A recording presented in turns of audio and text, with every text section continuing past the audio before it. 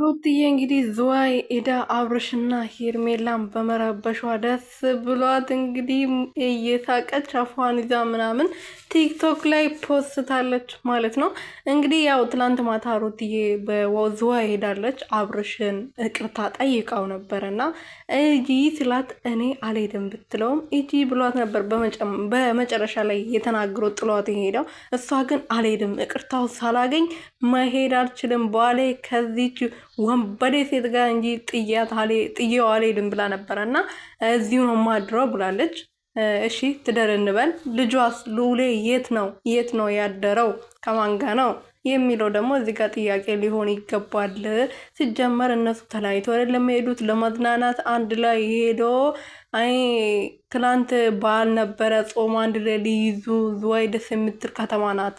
አንድ ላይ ፈታ ብሎ ሊዝናኑ አንድ ሩም ውስጥ እያደሩ አንድ ቤት ውስጥ እየኖሩ ነው ፈታ ብሎ ለመዝናናት ሄዶ በዛውም አጋጣሚ እንደዚህ መጣች እንዲባል ማለት ነው እንጂ ልዑሌም ከነሱ ጋር ነው።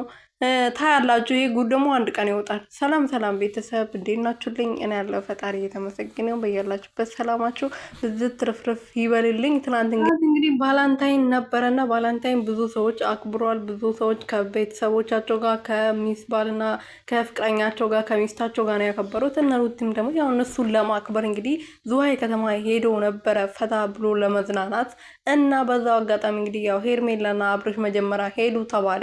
ከዛ በኋላ ሩቲ ሄዳ እንግዲህ እነሱን ለመበጥበጥ ማለት ነው። ግን እንደዛ አይደለም። አንድ ላይ ነው ተሰብስበው ሁላቸውም ልጃቸውን ይዞ ልዑሌም ከነሱ ጋር ሆኖ የተለያየ ሩም ይዞ የሄዱት ማለት ነው። ግን እኔ የገረመኝ ሩቲ እንዴት አስቻላት? አብርሃም ከዚች ሴት ጋር እንደዚህ እየሆነ እሷ ሲያቅፋት እንዴት ቻለችው ነው።